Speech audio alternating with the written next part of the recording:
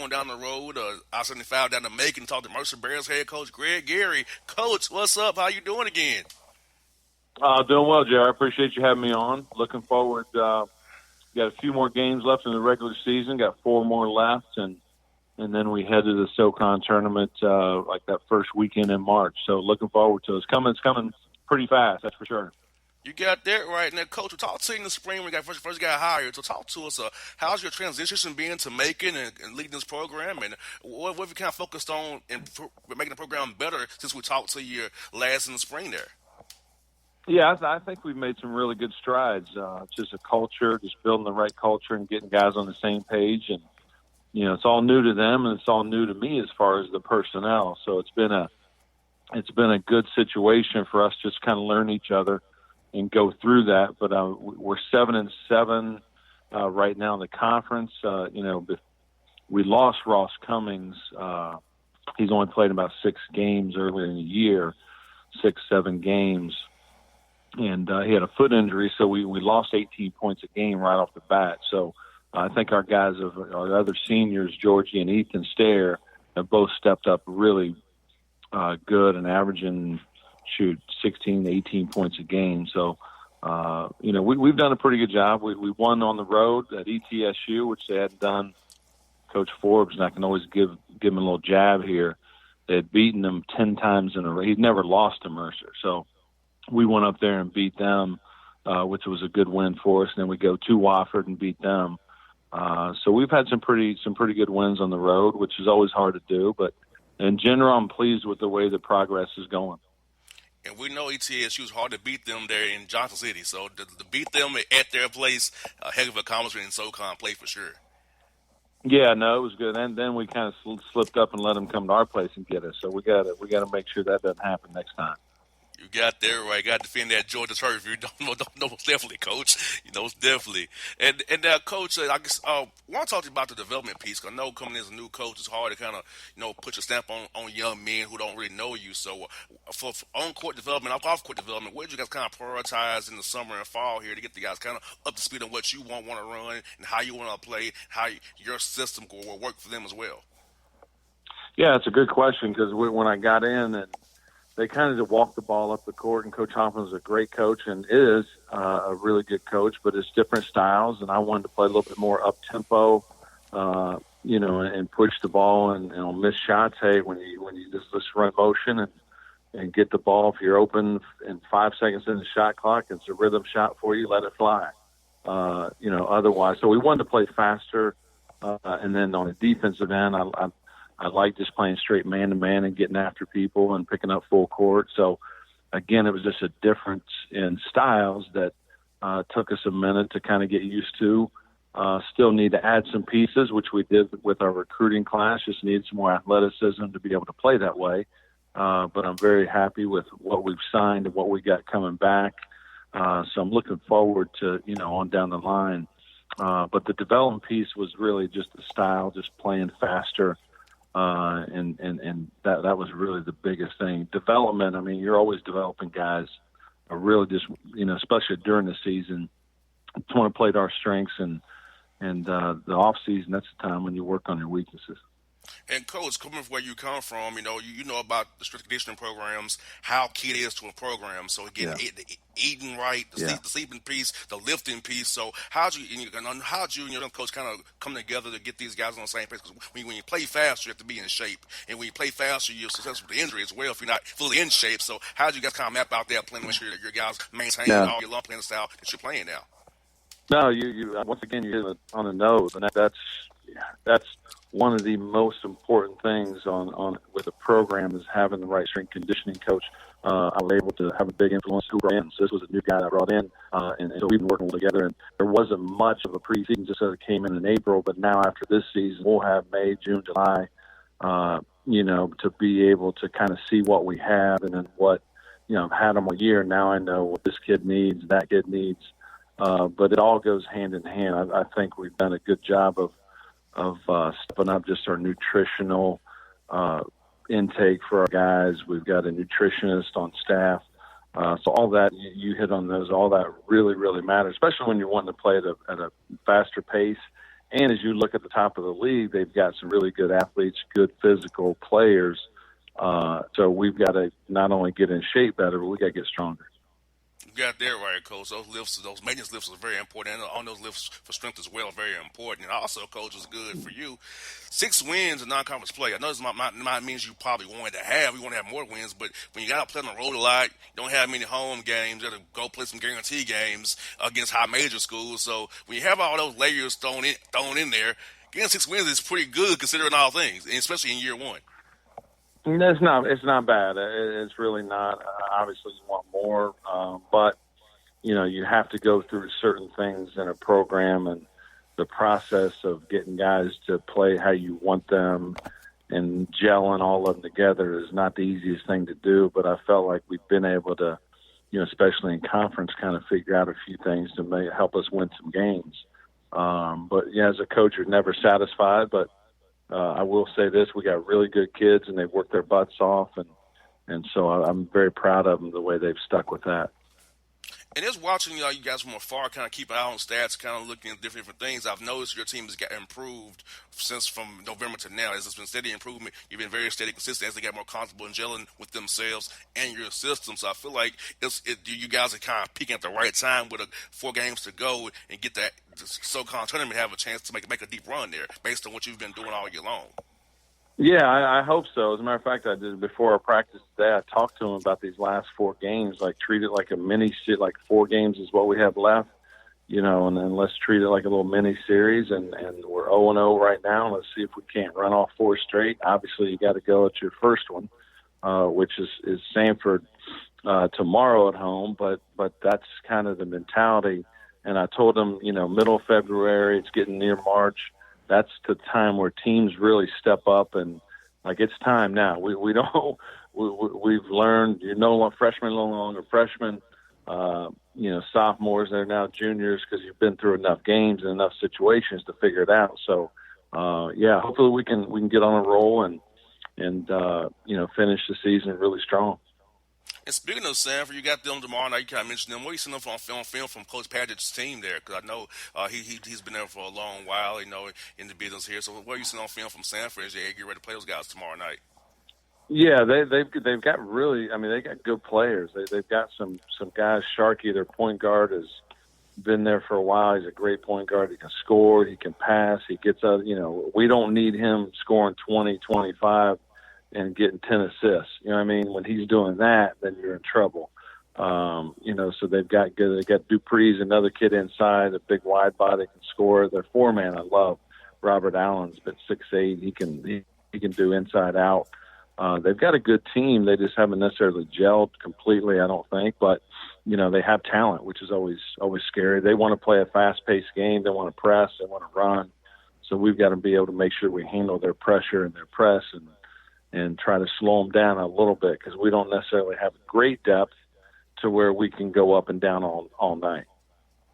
And Coach, you got a couple of freshmen on the roster from here in the Atlanta area, Kamar Robinson and James Listen. So talk about those young men, their futures on your team going forward. Yeah, Kamar is a point guard who's really I really like the way he's developed. For freshmen, it's so hard. I mean, he was able to, so much being thrown at him. And then obviously when I'm coming in the first year, trying to get the culture and the style back, we're coaching him up hard every day, which is, I think why he has developed how he is, because he's been able to, he's a sponge. I mean, he wants to be good, but I was on him hard and he's really responded to that. And I'm happy to wait to see his progress just because the only way you can progress and develop is if you play. It's really hard, if you're sitting playing 5-6 minutes a game, you can't develop. And I think that's one thing that has helped him. He's just kind of been thrown into the fire. And with James Glisson III, he's got so much potential. I was really excited to be able to get him late because he's 6'7", got a big, strong body. He's got some skills. It's just he hit that freshman slump kind of before Kamar did. I think some of it might have been Kamar was out a few games with a concussion, so some of that is he was out. But James I'm excited about his future just because I think he's got so much to give and so much more room for improvement. But again, he's playing probably 15, 16 minutes at least a game. So he is starting to develop more too. That's what I got for you, Coach. How important is it to recruit the Atlanta area with those two young men on the roster? Kind of can vouch for the program and you as a coach as well. With all being 70 miles north of Macon, so how important is coming up the road to find young men in the Metro Atlanta area to come down to Macon and play for you and your staff going forward? Oh, it's huge. It's when I first got the job, I looked at our roster. We had one guy on our roster from the state of Georgia, and so I thought we got to make that change. So we got Kamar, we got James, and then we've got three other ones from the state of Georgia, from around the Atlanta area for next year's class coming in. So that's something we have to be able to do because there's an abundance, in my opinion, of players in the state of Georgia, Florida, in the Southeast. So that's something we have been, very adamant about getting out and seeing guys. Coach Gary, best luck to you against Stanford tomorrow. Hope to talk to you real soon, man. Best luck. I would definitely cheer Awesome. for you here, man. Okay, thanks, JR. Anytime, Coach. All right, take care. Bye. All right, it's Greg Gary on the Bossman Show. Grab a hold of big breakfast flavor at Hardee's. Try 2 breakfast sliders for just $2.99. Get Applewood smoked bacon or freshly grilled sausage with fluffy eggs and golden melty cheese, all on a toasty little bun. Good morning, start at Hardee's. Available now for a limited time at participating restaurants. Tax not included. Folks, back on the Bossman Show here with the Brown Bears head coach of the Ivy League, Mike Martin. Coach, how you doing today, man? JR, I'm doing great. Thanks for having me on. Hey, Coach. Got started you off, man. You coach your alma mater. You've been there a good while since 2012 here. So, Coach, talk to us about the key to your longevity and what's it's like to be able to coach your alma mater and lead this program and have come out with 21 seasons from last year as well and doing good this year as well. Yeah, thank you. It's an unbelievable honor to lead the program, for which I once played, and to lead the young men that we have here. Obviously, it's an incredible group of guys, student athlete in the truest sense of the word. We've got guys that can play at a really high level from a basketball standpoint, but who also happen to be, really bright and want to get the best education possible. So that's kind of what we present to people. If you want to play basketball at a really good level and also get a world-class education, there's really not too many better options than us when you talk about that combination. And the Ivy League as a whole, I think, has really improved from a basketball standpoint because I think more and more people out there are realizing the opportunity they have to play basketball and study in Ivy League school. You got that right. And then, Coach, what do you feel like has been your greatest accomplishment since you've been leading the program as the head coach? You was assistant there for a while. You left and then you came back. So, as the head coach, you feel like it's been your greatest accomplishment as the head coach leading this program? You know what? To me, it's just the relationships that have been built with our current student athletes, our former student athletes. We've had incredible engagement from our alumni. We just had alumni weekend a couple weeks ago, and the turnout was incredible, JR. So to me, it's that people care about our program, they're invested in our program, they come back, and obviously the relationships that I've built with our student athletes and their families mean the most to me.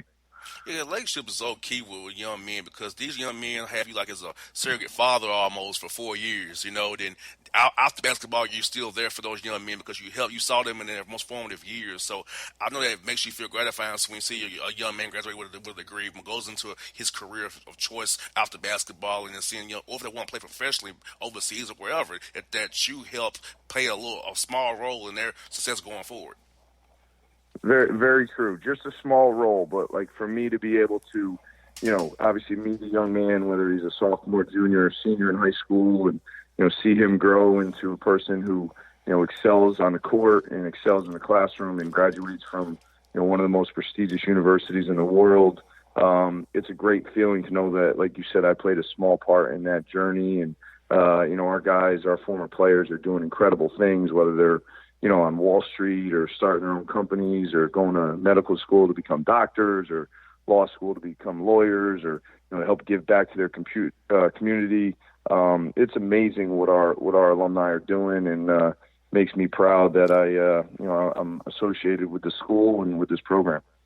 And Coach, Ivy League is a little bit different from most leagues that we cover on the show here because I know that you guys can't really have your guys in the summertime. They're back home, so you have to trust the young men to get their work in on their own, to live seeing the on-court development. So, how do you go about the summers with the young men, giving them practice plans for themselves while they're away from the team and you guys to come back better when it's in the fall?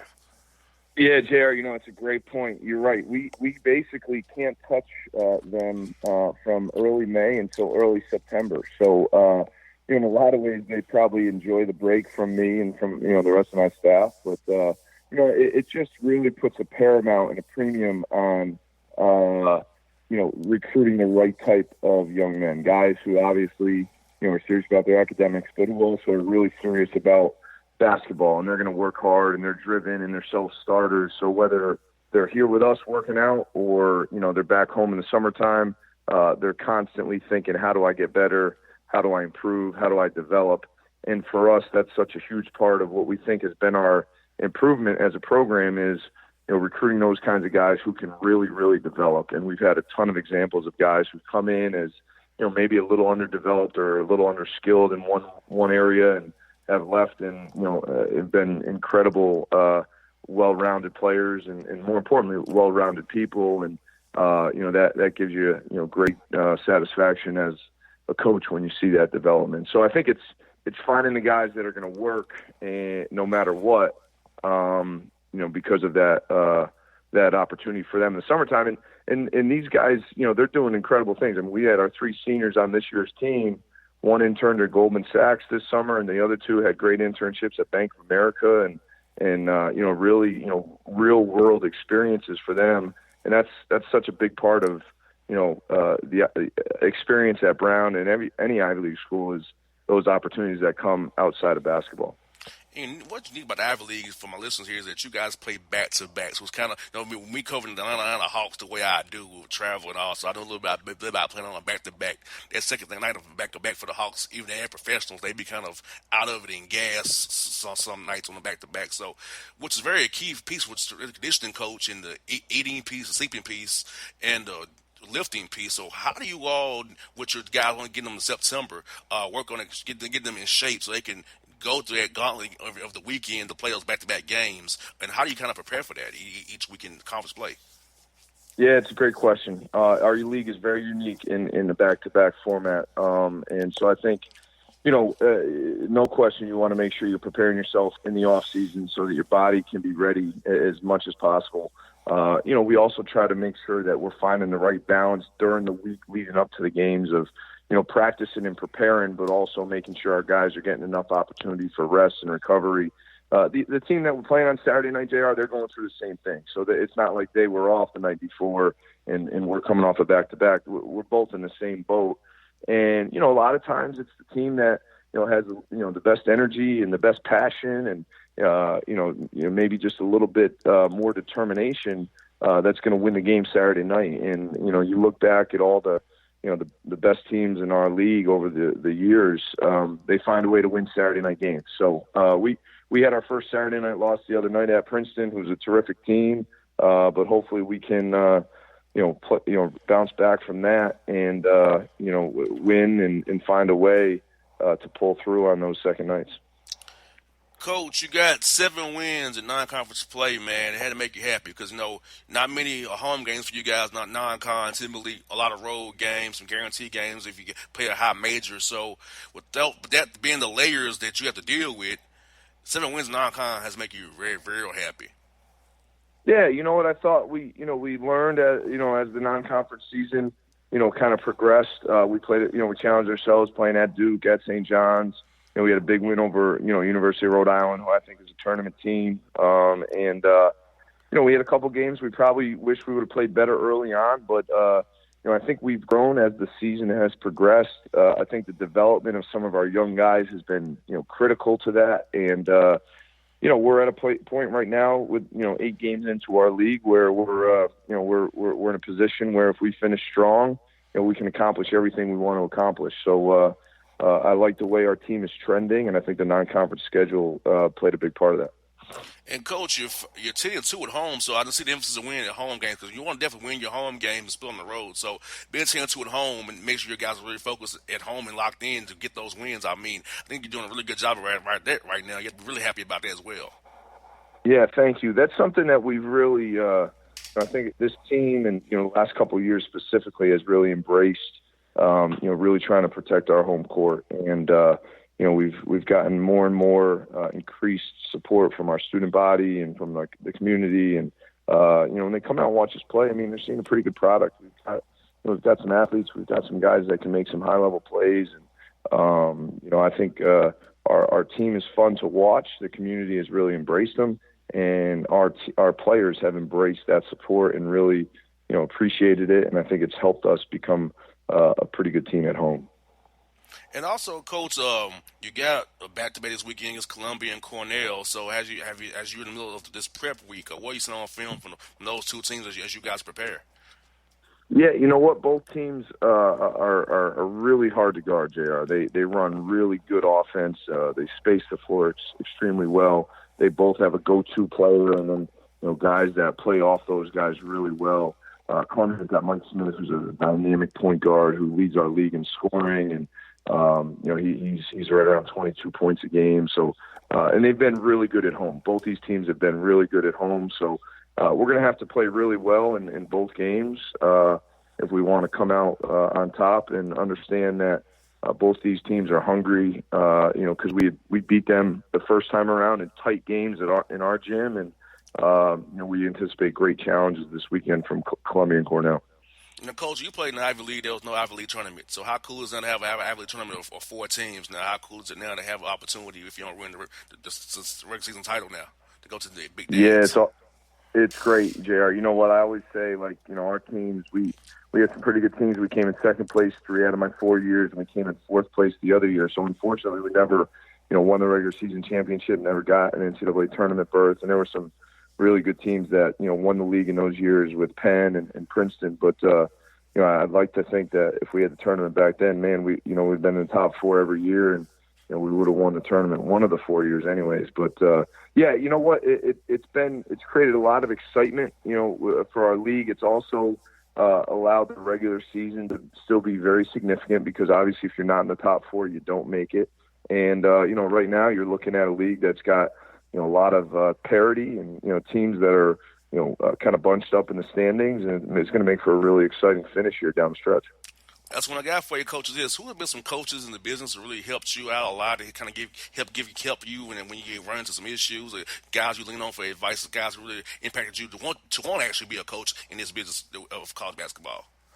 Yeah, that's a great question. The first one, obviously, is my college coach, Glenn Miller, who was a Jim Calhoun disciple, played for Coach Calhoun at Northeastern, and was an assistant for him at UConn. And he recruited me to Brown. He gave me my start in the profession, and I still talk to him frequently. And I worked for him. I worked for Jerome Allen, who's now an assistant coach at the Boston Celtics. And Jerome has meant so much to my growth as well as a coach. And then, just the guys I've worked with. I worked with Dan Leibovitz at Penn. I worked with John Gallagher, who's now the head coach at the University of Hartford. And, I've learned so much from, everyone I've come in contact with. My current staff now, I learned from them. TJ Sorensen's our associate head coach, and he's been with me, all 8 years. And, he's such a great asset for us. And so just try to take as much as I can from everybody, JR. And, I think I've learned a ton from the guys I've worked for, the guys I've worked with, and, my current staff now. So, I appreciate you asking that. Coach Barton, great to have you on the show today. Hope to talk to you again in the future. It was very enjoyable. I'm glad we got to do this today. It's really fun. Thank you, JR. All the best. Anytime. Thanks, Coach. Sally Beauty's new all-in-one hair color kits make it easy to color your hair at home. Get everything you need to color for beautifully radiant results. Loved by professionals, open to everyone. Sally Beauty. All right, folks, back on the Bossman show. Your friend of the show, Casey Alexander, the coach now of Belmont Bruins out of OVC. Casey, how you doing, man? I'm great. How you guys? Hey, we doing good, man. It's enjoying the All-Star break here, so we're happy. So we enjoying some days off, man. Doing radio only for a few days here. Good for you. Hey man, I want to talk to you about your team, man. You guys are doing really well on OVC. 11-3 right now, conference play. That's make you really happy. You know, being first year guy here at Belmont, your team responding to you really well, and you guys are up in the standings right behind Austin P there in Murray State. Yeah, it's been better lately too. Didn't get off to the start that we wanted, but we've won 6 in a row and put ourselves back in contention. A couple of weeks left to go, and a lot can happen between now and the time it's all said and done. But I like our team. I like where we are. Headed in the right direction for sure, I think. And you know, what's the biggest improvement on the court for your team since November when you guys got going non-conference play? Because I've noticed as I watch you on the digital network here, you guys are playing more cohesive. Your schemes are working more and more. Guys are buying in more and more on the court for execution wise. So, what do you feel like in your mind has been the biggest key for your guys' improvement over the past few months here? Yeah, I'll just give our players the credit for just kind of staying with it more than anything. You know, seasons are long, and and it's real easy to get bored with it or tired with it, and sometimes injuries can overtake a team and losing can overtake a team. But our team has remained steady, and I think naturally everybody's going to get better as the season goes along, just because you're more comfortable with what you're doing. But in addition to that, I think our players have just kept the right mentality. They've come to work every day, and that's been the reason why we've been better as of late. Exactly. And you know what's really key? So let's talk about just your strength guy, your strength conditioning program as well, because, when you guys play for over 2 semesters, pretty much 5 months, for it's hard going. So how important is it you be allowing your strength conditioning coach about the eating wise, the nutrition, the sleep patterns, and the lifting as well, maintenance lifting and practice plans, because you guys can play Thursday and Saturday and bring it for you every those nights for OVC play. Yeah, it's critical, and coaches are all over the map as far as how much emphasis they put on those things. I think they want it all, but they don't emphasize it all, so the players have to know that it's really important to you if you really want them to give you the effort, that they need to be giving in those areas. But I literally just walked out of practice 5 minutes ago, and we just took an informal poll on all those things. How many of you guys have had a gallon of water today outside of practice? How many of you guys were asleep before midnight? How many of you guys got over 8 hours of sleep last night? How many of you guys, when you eat dinner, is going to be your third legit, good, healthy meal of the day? And so we talk about those things a lot. And over the course of a season, you really can't even measure how important it is. Yeah, it's important. It's as important as anything else we're doing, honestly. You got that right, and I feel like KC fans don't understand that piece of it. Like, hey, if these guys aren't in shape, where it's not just lifting, but you got to be sleep, all that stuff, nutrition wise, because all that's connected, all that matters to keep the guys be able to play hard every night, choosing Saturday nights and then league play, and play hard for you. So, and I feel like the young men has to really commit to that system, as you said, and commit to that, because you can't cheat it, because if you cheat it, it'll catch up with you when you don't want to catch up with you for sure. Yeah, there's no doubt, especially these winter months when flu's floating around and illnesses creep into everybody's life. It's just, it's really important. You try to do what you can to combat that. And, but ultimately it's still a choice that they make. We're, as great as Belmont is, we're not a school that has unlimited resources where we can pretty much make those guys, eat what we want them to eat. And, that's a huge advantage that the Power 5 programs have, because they've got unlimited budgets and they've got the resources that a lot of ours don't. So ours kind of have to do it just by sheer will alone. We do some things for them as much as we can, but it's not we're not babying them and taking care of them morning, noon, and night like a lot of those other programs are. Thank God you ever give grade like Scott, who has your back all the way through. So you have a great AD for sure. Great guy. Yeah, no doubt about it. Yeah, it's he's a good friend of mine, has been for a long time, but knows Belmont really well, and knows what we need to be successful. And so a lot of really good positives out of that. Now I want to talk to you about the non-con, Casey. 9 wins, year one, had to make you really happy, because we know it's hard to get home games in OVC. When you're in that on the level you guys are in, you have to go on the road a lot, play some guarantee games to raise money for the school. So to get 9 wins with those layers, man, it'd make you really happy in year one for sure at your alma mater. Yeah, but I would say a mixed bag at the same time. I mean, we had some good wins. We were up gosh, we were up almost 30 at Boston College at one point in time, and that was a nice win. We scored 100 points, and we had a good win at Western Kentucky, who's he's a top 100 team. But we had some close losses too that were really disappointing. We literally had, four of those 5 losses, or however many we had, all but one of the losses were decided in the last couple of minutes, and so I'd like to have a couple of those back. Coaches always want more. Oh, yeah, no doubt. And, Casey, for our fans in Atlanta who don't really know about Belmont, have not been to the Curry Event Center, talk about the environment there. Like, you guys are 12-1 at home. So talk about how the Belmont fans, to the section who's going wild, man, the whole presentation you guys have, and how that home court advantage you have at Curry is one of a kind. Well, it's a good one, and they're used to us winning, and and they share ownership in that. I mean, I think they're a big part of why we've been so successful. Since 2011, we've won more.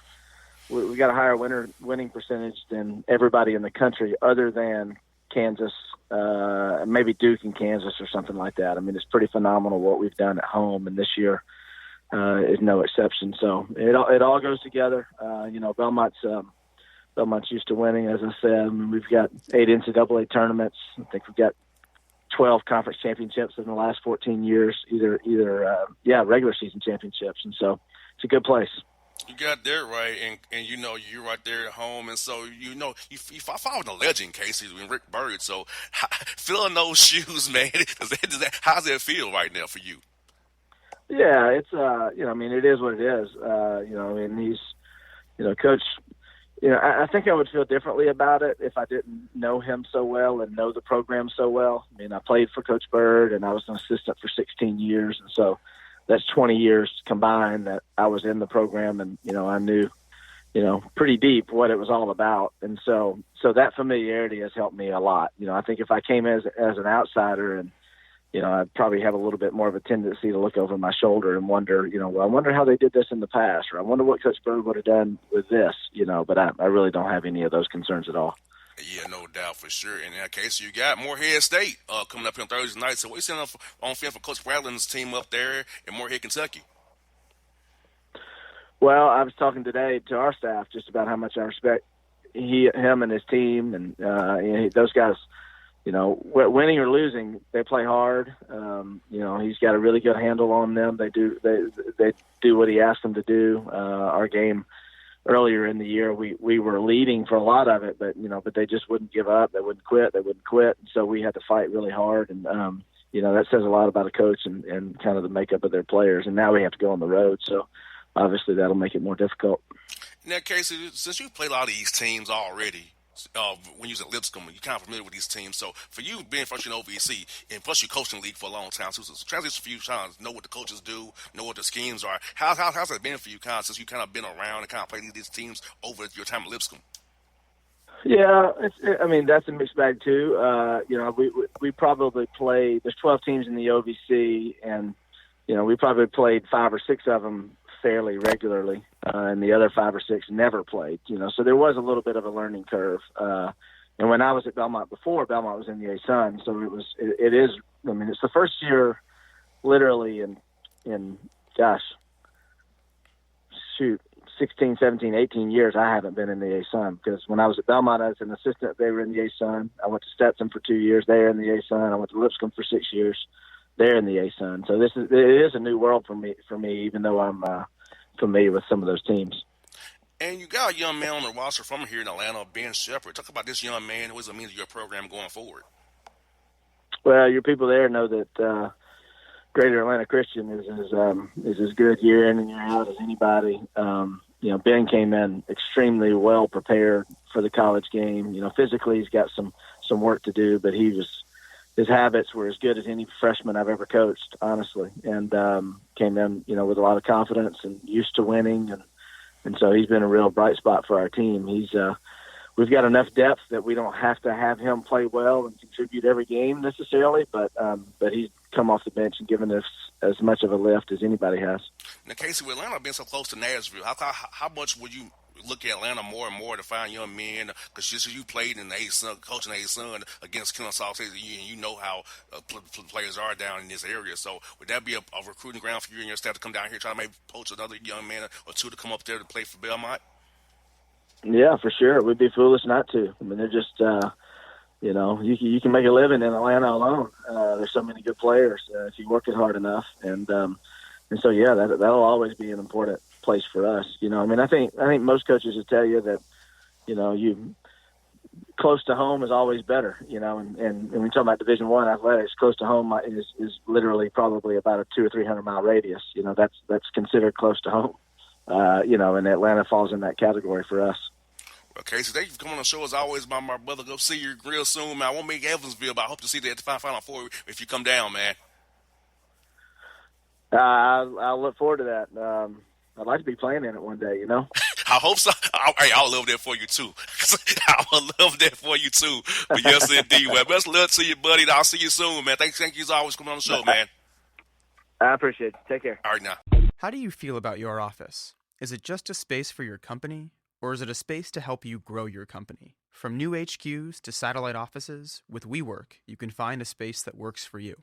Visit we.co/Space Matters to learn more. I was back on the Bossman show here with Joe Mahalik here with me out of Hospital Pride, out of CAA. Coach on the bus, how you doing, man? Hey, doing good. We're on the just watching these white lines go by here, getting ready to go down and play another conference game. We're going to play at Drexel tomorrow, then we play at on Saturday. Oh, that's Zach Spiker. Right now. We had Zach Spiker. We had him on the show a few weeks ago. Oh, Zach Spiker, man, in Drexel. So we definitely have you. That's a tough act to follow. That's yeah. a tough act to follow. I don't know if I can do that. Man. Yeah, we had on Dane Fisher as well and Martin Inglesby. So we've had some number of guys for your comments on the show, man. They'll get you on and get you some good show karma now, Coach. No, let me do it. I'm going to do the math here. I'm your fifth choice, maybe, something like that. Come on now. Nah, Coach. Nah. You the first choice. You the man. You the man on the hot seat right now, Coach.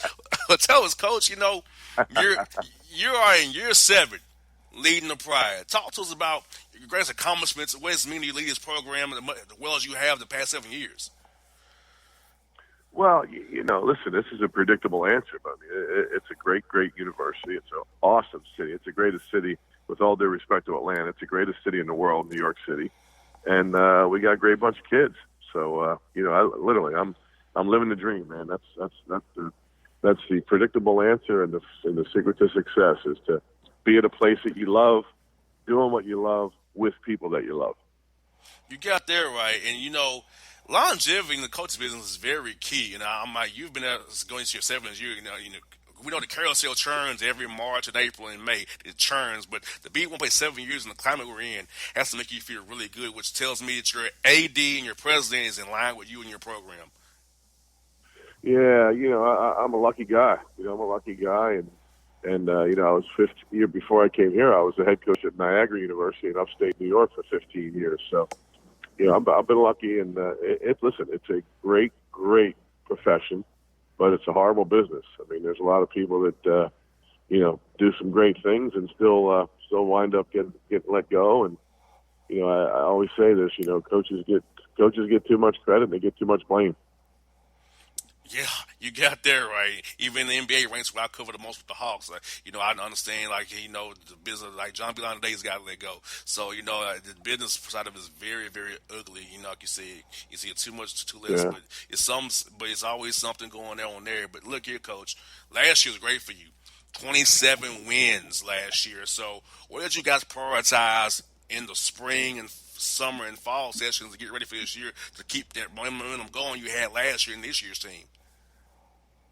Yeah, I think our battle cry was basically, look, last year was last year, and this year is this year. And we learned a lot from last year. There was a lot of carryover because we have three returning starters. We have 2 seniors this year who they're just having, they're literally all-time greats in Hofstra basketball. DeJure Bowie is our point guard, and Elijah Pemberton is our scoring guard. And those 2 seniors have been awesome. But, again, our battle cry was, look, we saw what it takes to be good last year. And let's see if we can't, do all the same things that we did last year as far as work ethic and commitment and brotherhood and all that. And, so far so good. I hear that. Now, Coach, also, like you said, also what's very key to your program and your level is player development. So that piece of it for us, the on-court development, also off the court with the strength coach, eating right, the sleeping habits, and getting those made up lifts in. So talk about that part of your program is very key. A lot of fans don't understand it. Play development piece is on the court and off court with all those elements I just mentioned there. Yeah. Well, listen, you talk about player development. I think that the first thing you want to talk about is your assistant coaches. I mean, I have the best coaches in America. Mike Farley, Speedy Claxton, who played with the Hawks for at least a couple seasons, I think, and Colin Curtin they're the three assistants, and they're always with them, watching video with them, doing everything they can to help them get better.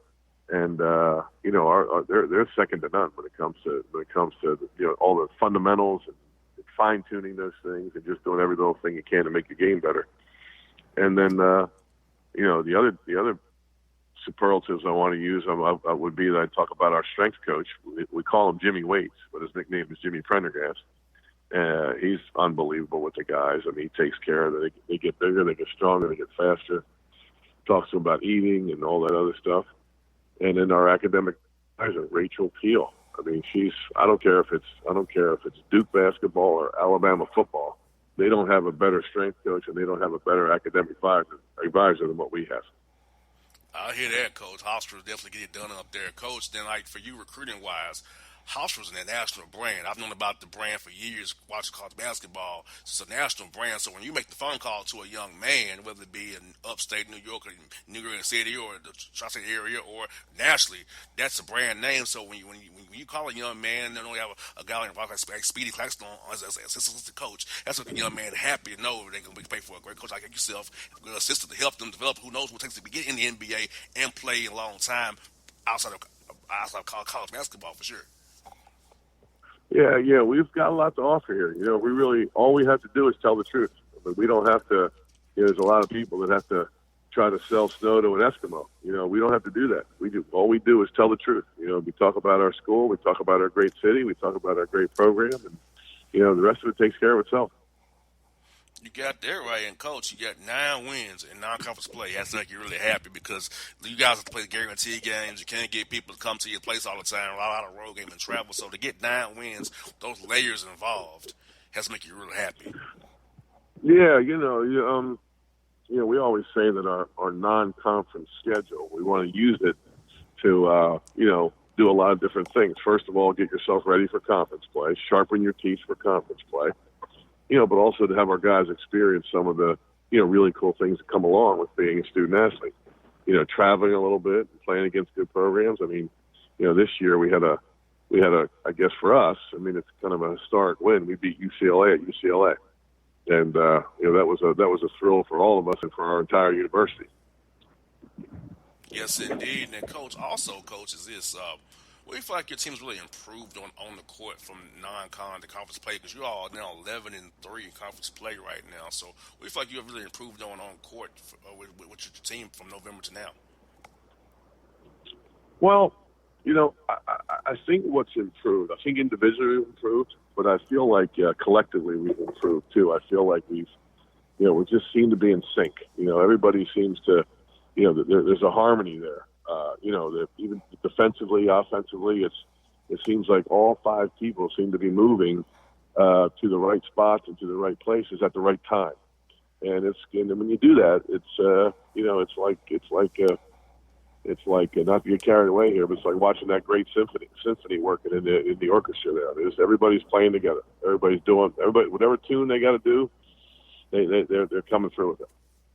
And, Coach, how much have you emphasized with your team that this is a key part of the year? Like, you want to peak right now. You want to be playing your best ball this time of year because this is when it really counts. Like, it's those days in the CAA tournament that are really going to matter whether you get a bid to the big dance or not. So, in preparation for that, this stretch here, how do you keep your team focused on that and understand that, hey, every practice, every shoot around, every film session, everything we do now matters more than ever?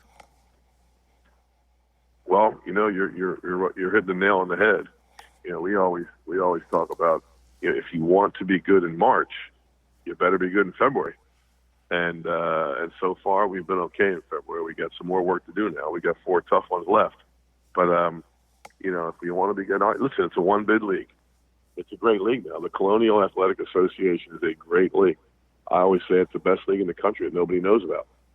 So it's good teams, it's good players, but at the same time, it's only one team going. And so, we can talk about winning streaks we have now and the winning streaks we had last year. The only winning streak you want is that 3-game winning streak in March. You got that right. And also, which helps you get the right seeding is having a great home record right now. You got 9-3 at home right now, so you defend the home court real well. So look about the focus your guys show when you guys are at home and playing in front of your fans. Well, listen, if you don't mind me, changing the subject, but not the topic, we actually have a great road. We actually have a great road record. I'm not sure if we still do, but I think we're leading the country in road wins. So we're good at home, but shoot, to this point, I think we've been better on the road. I think we have 12. No, I think we have 11 road wins and 9 home wins. So, and I'm not sure if it's still the most in the country, but at one point, maybe a week ago, we had the most road wins in the country. And that's key. You have true road wins. You don't have the luxury of playing a neutral site game, or you all have, like you said, true road wins. Because you must cover a magical ball to kind of read my sheet here, Coach. I have talk to you about road wins next. Actually, you kind of read my mind and how tough this means to win on the road. There, but you read my mind there. I'm in your head. Yeah, I like it.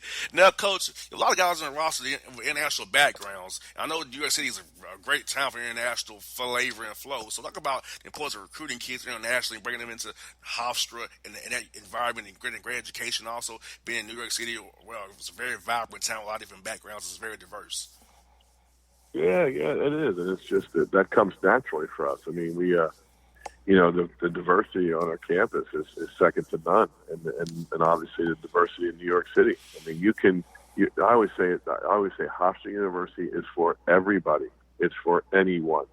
It doesn't matter what country you're from, what neighborhood you're from. It doesn't matter what you believe in, what faith you believe in, what race it doesn't matter. It's for everyone. There's a genuine comfort level there. So we have, we have a kid from Australia, we have a kid from Amsterdam, we have a kid from the Dominican, we have a kid from Puerto Rico. I mean, and it's just one big happy family. And you walk in that locker room and everybody's the same. I mean, it doesn't matter where you're from, everybody's the same. That's what I got for you, Coach, is this. So who have been some coaches in the business who really has been very important to you, friends of yours, that you lean on when you run into some difficulty here and there? And who kind of inspired you to want to be a coach again in his business of coaching young men? Well, I mean, I'm the luckiest guy in the world when it comes to that, because in college, I played for Paul Westhead, who has won an NBA championship with the Lakers, and he actually even won a WNBA championship towards the end of his career. And he was a heck of a coach. And then I worked with Morgan Wooten at DeMassa High School, who sadly just passed away about a month ago. I was his assistant coach for 3 years. And, Morgan Wooten, is the greatest coach of all time. He's in the Basketball Hall of Fame, and he's coached people like Sidney Lowe, Derek Wittenberg, Danny Ferry, Adrian Dantley. So I was lucky to be at DeMassa. And I was also lucky enough to be with Speedy Morris, who is a Philadelphia icon and arguably the best coach to ever coach in Philadelphia. Yes, indeed. Well, Coach, you have a great lineage for sure. Well, Coach, we'll see you tomorrow in Philadelphia against Drexel. So hope to talk to you real soon when you get in that big dance ticket punch in March. Then we'll catch up with you again and talk about your team going to the big dance, man, and your matchup. Hey, you and me are buddies now. You call me anytime, or I'll call you, and we'll have a good time, okay? Anytime, Coach. Thank you again for your time. Best of luck to you tomorrow now. You're the best. God bless, man. I'll see you. God bless you too now. That's Joe Mihalik on the Bossman Show. Did you hear the news? Metro PCS is now Metro by T-Mobile. Now you get new plans with unlimited high-speed data all month long, all on the T-Mobile network. Check out the new Metro by T-Mobile today and discover the smarter way to get unlimited. Metro by T-Mobile. That's genius. During congestion, the fraction of customers using greater than 35 gigs per month may notice reduced speeds, and Metro customers may notice reduced speeds versus some T-Mobile customers. Video streams at 480p. Coverage not available in some areas. See store for details and terms and conditions.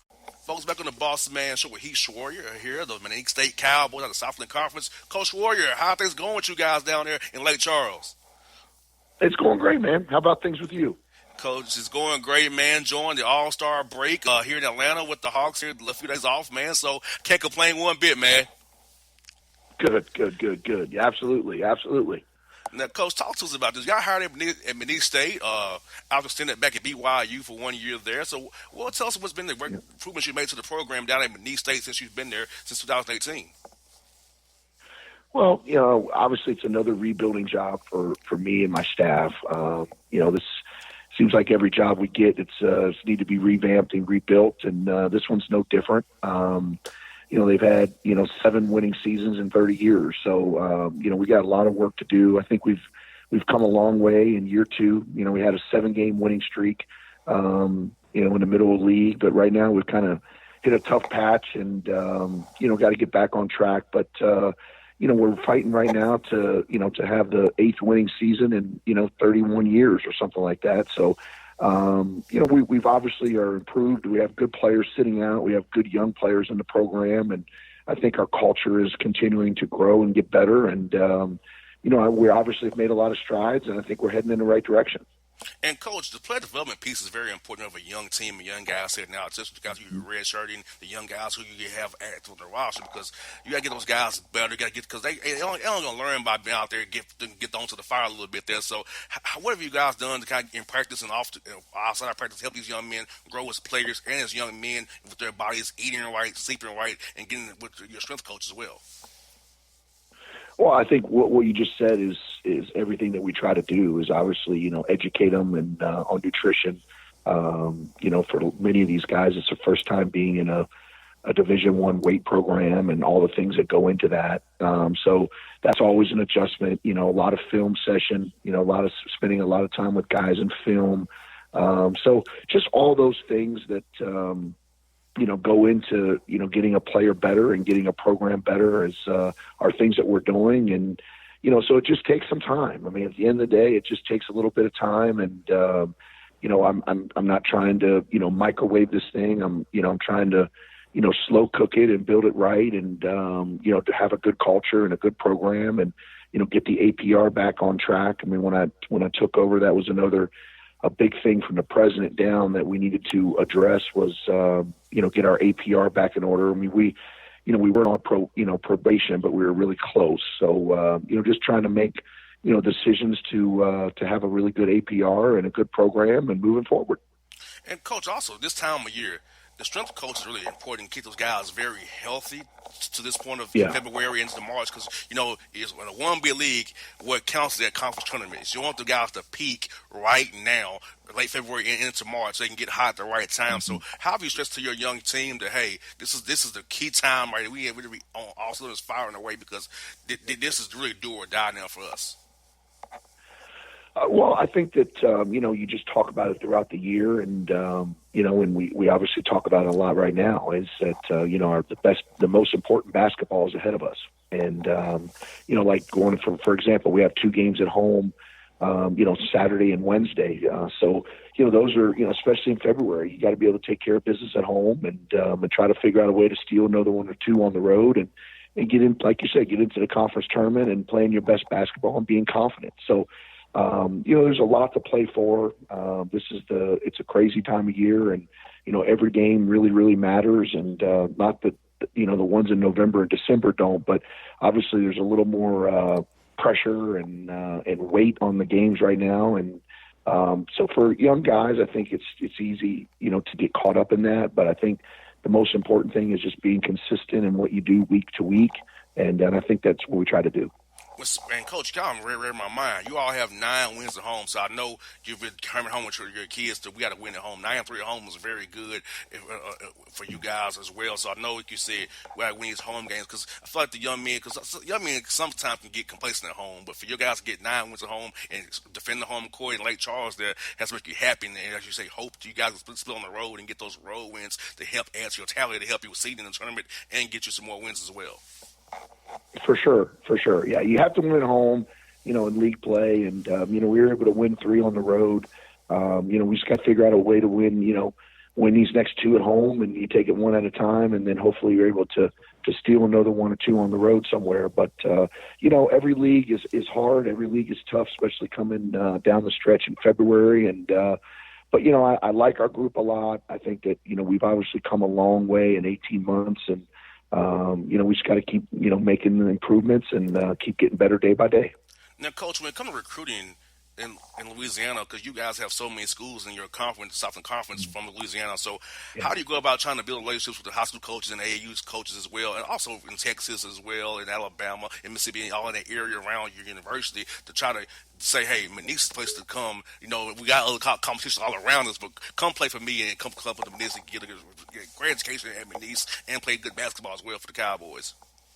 Yeah, I think that, recruiting, just like in anything, is all about relationships. So, just trying to develop as many relationships with coaches in the areas that you spoke about as possible. Last year was our first year having a team camp. We're having another team camp this year that, we have a new facility, so we like to show that off. And, we spend a lot of time in the Houston area and obviously in Louisiana, Mississippi, Alabama, all the places that you mentioned. And, just try to get as many people on campus as you can. And, but the lifeblood of any program is recruiting, and the key to recruiting is relationships. You got that right. Then, Coach, I know the non-con didn't go where you wanted to on getting 5 wins, but the fact of the matter is your guys went through that gauntlet. They saw different styles of play. And plus, when you're at McNeese State, you have to play guaranteed games and go on the road a lot. I mean, the home games you can get. So all those layers factor in as well. But you feel like how happy your team bounced back from the non-con preseason games to getting South to play. You guys in Southern Conference. You got 7 wins now, so I feel like your guys really took that and got better from it for sure.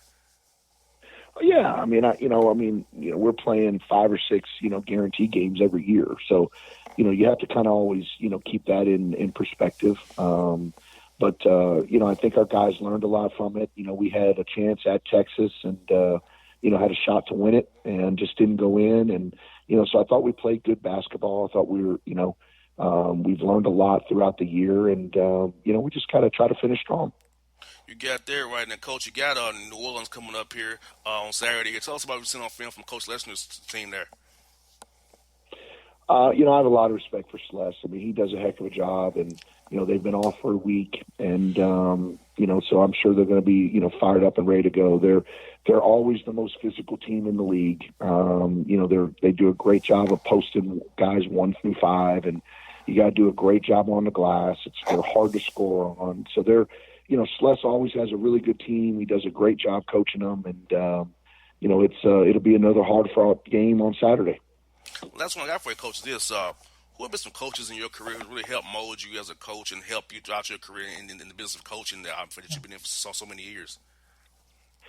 Well, I think, the first one, that I played for in high school and I did a lot of clinics and stuff with is Coach Morgan Wooten from DeMatha High School, who just passed away. He was a huge mentor of mine. Steve Cleveland, who I worked for multiple times at Fresno State and BYU, Dave Rose, Mike Bray is someone I've bounced things off of a lot. So those are the guys I think that, when I really sit back, are the guys that I've really tried to learn from the most. Well, Coach, good to catch up with you again. I miss you as UT Martin. I'm glad you're doing well here at McNeese State. Hope to see you Final Four, Coach. Hope you guys can make the big dance as well, Coach. Hey, thanks, man. I appreciate your time. Thanks for calling. Anytime. It's Heath Schroyer on the Bossman Show. Sir. The Starlight Lounge presents an evening with the Progressive Box. Oh, what a great audience. Let's dim the lights for this next one. Nope, too much. There it is. Gotta get things just right. Like Progressive's Name Your Price tool. Tell us what you want to pay, and we help you find coverage options that fit your budget. And now, the mood is right. Wait, the lights are back on again. Trudy, can you? And now it's completely dark. Progressive Casualty Insurance Company and Affiliates. Price and coverage match limited by state law.